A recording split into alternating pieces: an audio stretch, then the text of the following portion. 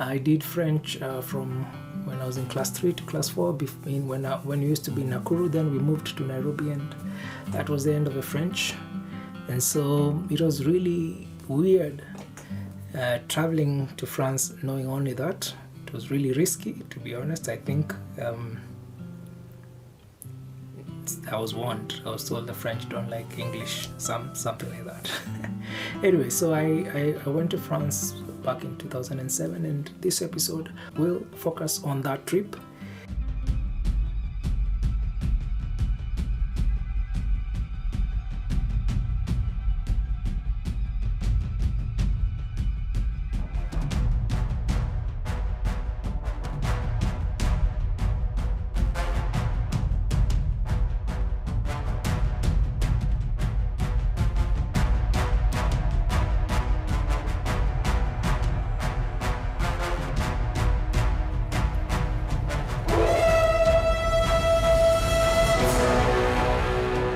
I actually used the Motorola RAZR V3i, which was 1.23 megapixels. So the quality of the videos is just, I think my advice, watch this on a phone, because it's it's smaller screen, so it will not look as pixelated when you watch it on the phone.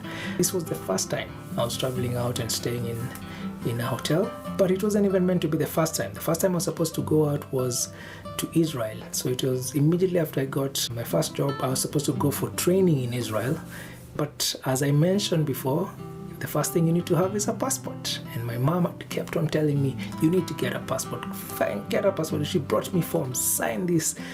You need to have a passport. I'm like, passport for what? Where am I going to be traveling? I never really saw myself traveling out of Kenya. So when I left campus, I got my first job, and they were like, yeah, you need to go to Israel for training. Like, do you have a passport? No, so better get one quickly. It was still chaotic government process trying to get your passport, and I think I had a month.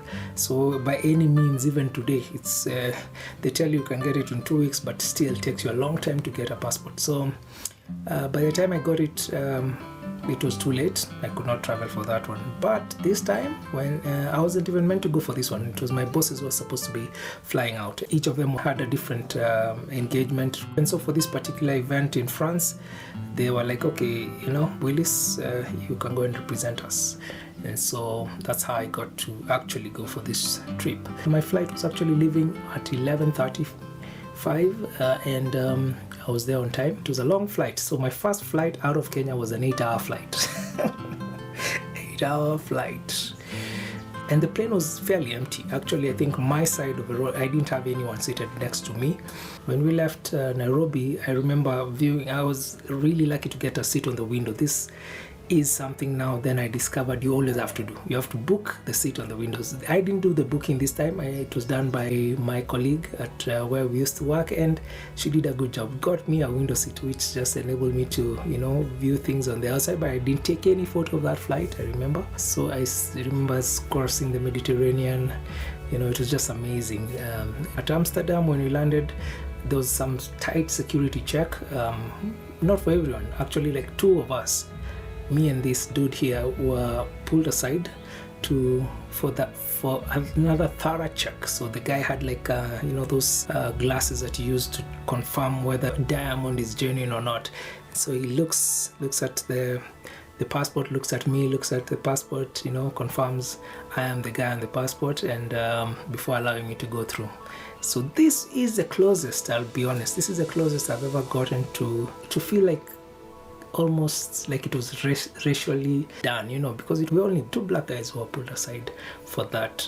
This is the only, I don't think it was racist, maybe it was just a normal check, but it felt that we kind of asked ourselves, how come we were the only ones pulled aside for that. Anyways, then from Amsterdam we flew to France. I went to the ticketing area to get my ticket, and it was strange. The guys are at the airport, but they don't speak any English, and so it was a struggle trying to just get the ticket, telling them, I'm going to Marne-la-Vallée or Disneyland Paris.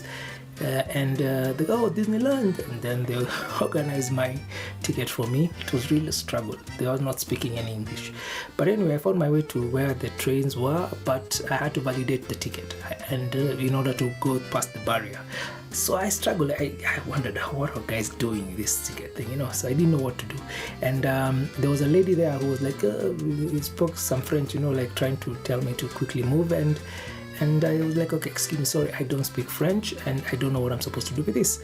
And so she said, luckily she worked for Air France. I think she worked for Air France. And she was like, oh, you need to validate the ticket. And I was like, okay, validate the ticket. How do I do that? So she showed me. I went down and I found 2 trains with the same number. And I was like, okay, which one is supposed to take me where I'm supposed to go? And she said, okay, well, both trains will, I think, because both trains, the idea was you need to go to the central station, and from the central station change to the one now that goes to Disneyland Paris. So any train would take me there. Now is when I understand that. At that time I didn't. It was 2 trains and I was like, okay, which is which? And she told me, well, this one goes through the suburbs, so it has many stops, and the one with the fewer stops. So I asked her, which one are you taking? She told me the one with the fewer stops. I was like, okay, you know what? I'm going with you. She's like, okay.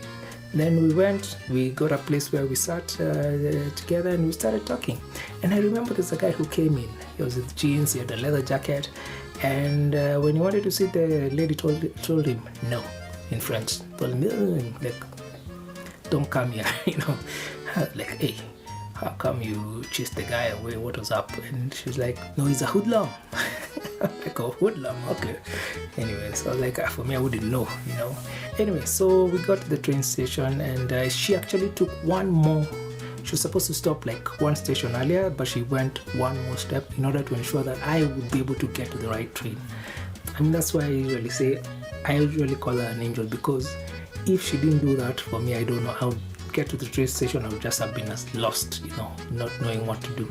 And the thing is, actually my choice for using the train was more or less not a choice, because normally when you get to the airport, you'd have 3 options. Either take a taxi, which was 90 euros, or take a train, which was 8 euros or 9 euros, or take a shuttle, which was like 16 euros. The issue with the shuttle is that it stopped at 8 p.m. So after 8 p.m. you only had 2 choices: taxi 90 euros or train 8 euros to go to Disneyland Paris. And I was like, oh man. So we left Amsterdam at 8, so there's no way I would catch the shuttle, so which would have probably been easier or less complicated.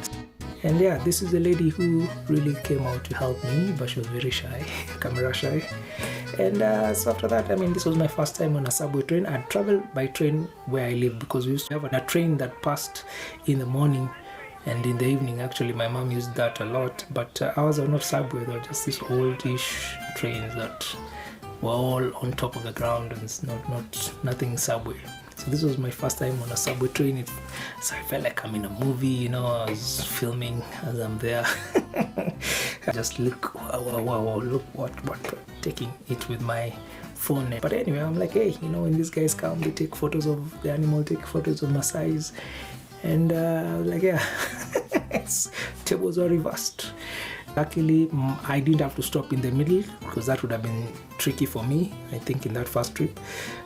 So we went until the end, and I was told, you know, as the train gets to the end, that's when you drop, because it will be at Disneyland Paris. And so I walked. It was actually like 2 degrees. It was in January, 2 degrees, and that was the coldest I'd seen. So yeah, then walked all the way to the hotel. Then found my way to the room, and so I got there probably around 11ish. After that, I went to the restaurant to meet my host for this event. And the strange thing is, when I asked for a drink, I was brought some cold bluish non-alcoholic drink, and I was like, what? And they put ice on it, and I'm like, it's 2 degrees outside and you're putting ice in my drink.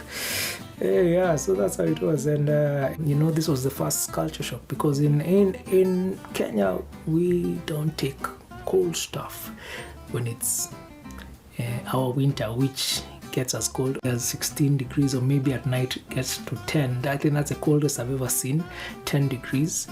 And this was 2 degrees, and it was cold and wet. Anyway, so after that, I got in the room in the morning. I woke up almost late, because, you know, it got darker earlier and got back light in the morning much later. So I almost missed or got late for my meeting. I woke up, decided then is when it was a good time to take a tour of a room when my bed wasn't made up. And I went round, and it was maybe not the right time. I think especially summer, I've seen videos of the same hotel. The hotel is called Newport Bay Club Hotel, and normally during summer it's packed because that's when people are going to Disneyland.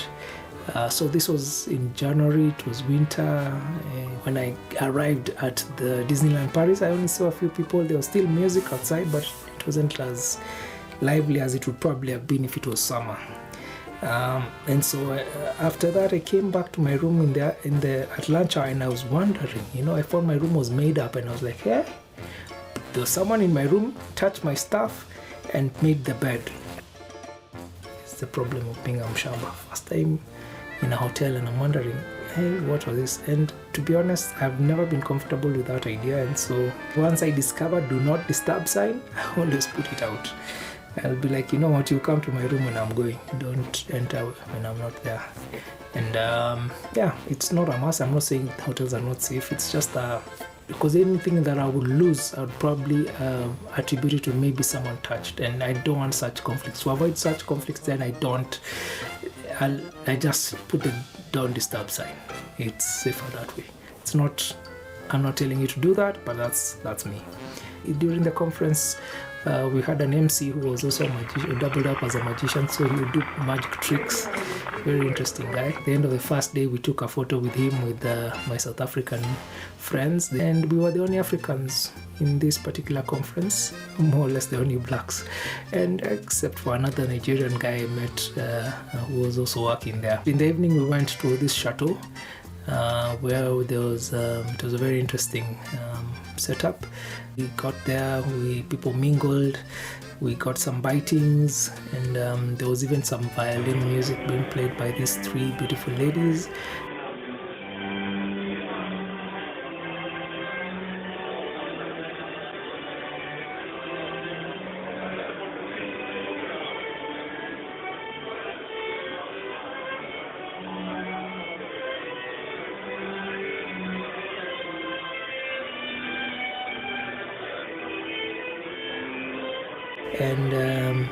And after that, people took photos with them.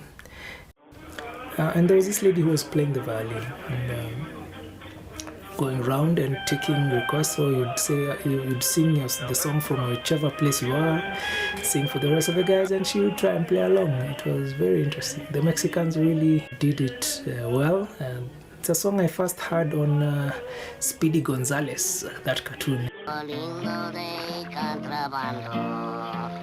Ay, ay, ay, ay, canta y no llores, porque cantando. It was very beautiful. They tried. They tried. Yeah, I didn't sing any African. I probably would have sung Hakuna Matata but not the version, not the Disney version, the original.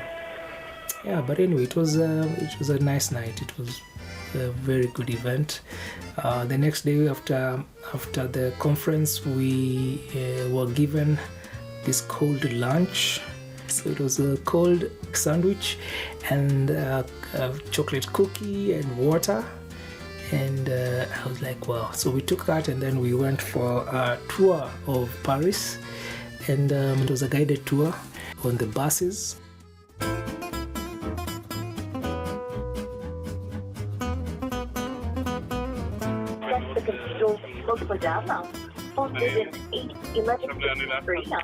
So it took them about 100 years for the entire construction. And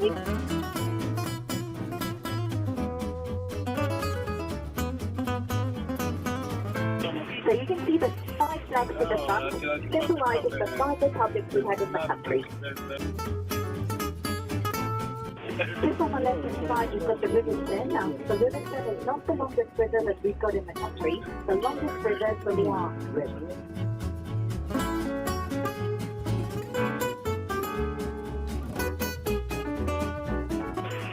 And we're just going to turn on the left-hand side, and we'll be joining the Invades. So the building is still a military hospital. The hospital is on the left-hand side of the building. On the right-hand side, you've got a military museum, and of course, in between, the King's Church in visit. And right in the middle of the King's Church, in the crypt, you'll find Napoleon's coffin. So of course, Napoleon never died in France. He died on a small island, the island of Sant'Elena, and it was one of our king. There it is. There it is. The Eiffel Tower. Now, having on the right-hand side, one of our main monuments, the Eiffel Tower, 1,000 feet high, 320 meters high, specially built for the World Exhibition of 1889. So it was built in 2 years, 2 months and 5 days by 440 workers and 50 engineers worked on that building. Of course, it was Eiffel that was in charge of construction. He was a famous engineer, came from the city of Dijon, which is in Burgundy, and was born in 1883 and died in 1920. Right on the upper part of the tower, you've got the radio antenna, and it was thanks to that element that the Eiffel Tower was saved. Because of course, immediately after the World Exhibition of 1889, they had decided to destroy the tower. Everybody hated that monument. They thought it was the ugliest thing they had ever seen. Finally, as she's functional, they decided to keep the building. As we do say now, she's the most beautiful lady in Paris. Now, we've got several arches in the city. The Arch of Triumph is the most famous one. In the courtyard of the Louvre, you've got the Arch of the Carrousel, also ordered by Napoleon Bonaparte. But if you have a look on the right-hand side, there's another modern arch, which is the Arch of La Défense, the district center. This arch is so big that you can even put the Cathedral of Notre Dame in the middle of the arch. On that side of the arch, you've got two different types of sculptures. On one side, four, and on the other side, 3. As you can see, you've got 12 avenues gathering to the arch, and the 12 avenues are symbolizing Napoleon's 12 expeditions. The most famous one was the one in Egypt. So the arch was made by a very famous French architect named Chalain. As well as the approaching from the arch, you'll be able to see types of sculptures. On one side, the Napoleon's coronation, and on the other side, another famous one, La Marseillaise, from our national anthem. You've got the obelisk. It comes from Egypt, and it was offered to the city of Paris by the Viceroy of Egypt, Mehmet Ali, to the King of France, Charles X, the King of France. The statue was smashed during the Revolution, and it was replaced by a dreadful machine like guillotine. So it was on that main square that more than 2,000 heads were chopped off. It was on that square that Marie Antoinette and Louis XVI were both guillotined. She was 37, and he was 38. The Magdalene Church. Have you noticed the sign? It has exactly the same architectural size as the seat of our government, which is now behind us. We've got 52 columns around that building, and they're symbolizing the 52 weeks that we've got in a year.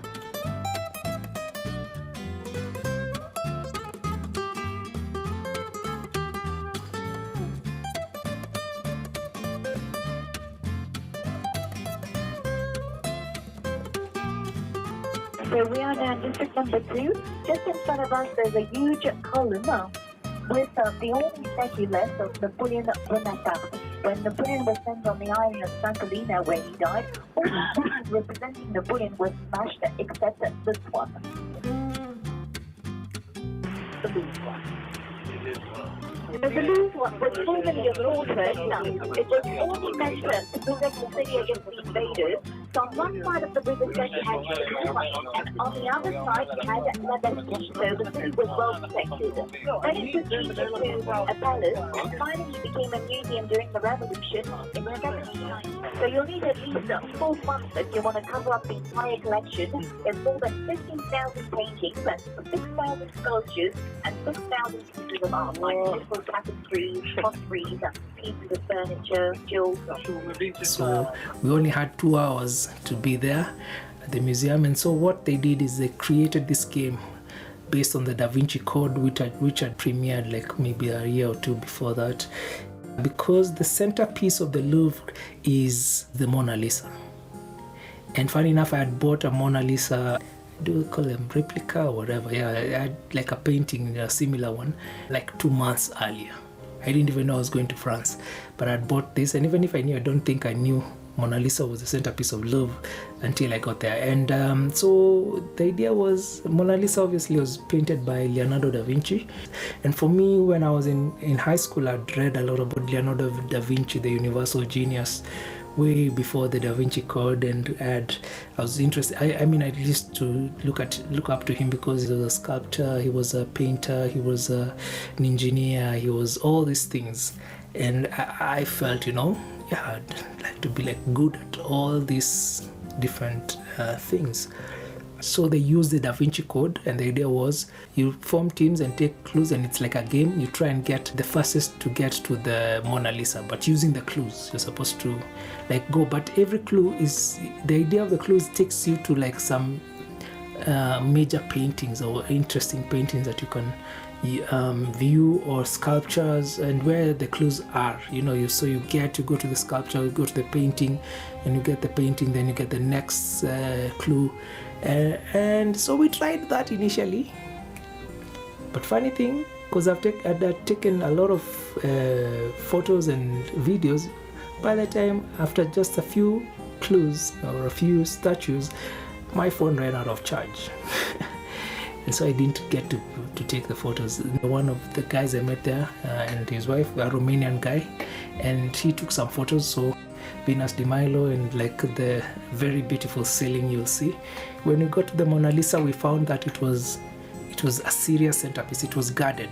It had a bulletproof casing on it, and it was, many people were obviously trying to get there, and all you could do is to get. You were not supposed to take any photos or anything like that. You're supposed to go and just view, get a clue, ask, what do you see in there?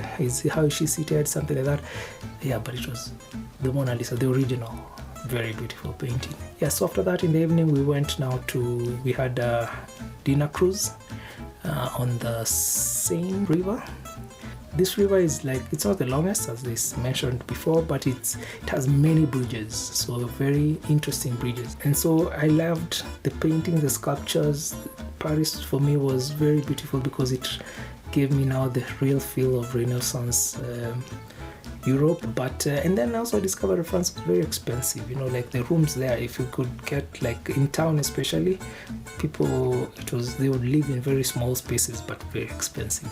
So in the evening we saw now the Eiffel Tower. So every hour it glitters, and so we caught one of those, and then we went through the river cruise, and it was just beautiful. There was music being played, we ate, dined, and it was very interesting. And then we came back, and then the next day it was mostly just going home. I actually got this top, I don't know if you can see the Disneyland Paris, from there. It was a very short trip because I think I was there for 3 nights, and but I remember flying back, and I think on the flight from Paris to Amsterdam, and in my mind I was saying, I love to do short trips. I didn't feel like I wanted to ever go live there, really live in Paris, because I felt, it would be good just to do the visits. I can do visits, short-term visits, and this is actually what now followed. I could go to a country for a night and go in, see what I can, just sample and enjoy just by sampling whatever. So yes, you don't learn so much about the place, but you kind of just appreciate the country. But when I got back to Amsterdam, and now we were all waiting for the flight back to Nairobi, I met a few Kenyans who were also coming back, and it was weird because this was 2007 January. At the end of the year, there was some chaos that happened in the country, but this particular day, it was great because I remember there was a Kenyan of Indian heritage, and then we had different tribes and whatever. But when we landed there, people forgot their English, and everyone was just Swahili.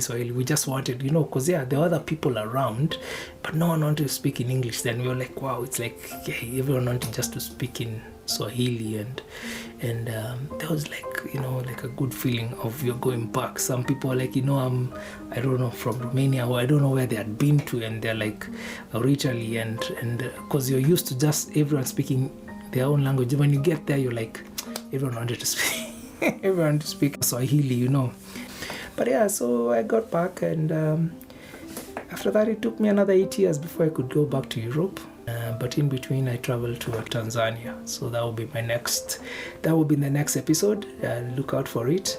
Don't forget to subscribe to my channel, hit the notification bell, hit the like button, leave a comment, and join the community as we go through this and fly back in time in the Worldwide Willis Travel Journal channel. See you next time. You should work hard, make a lot of money, and just be traveling. Just work hard, very smart, make a lot of money, and start traveling. Just for the sake of it.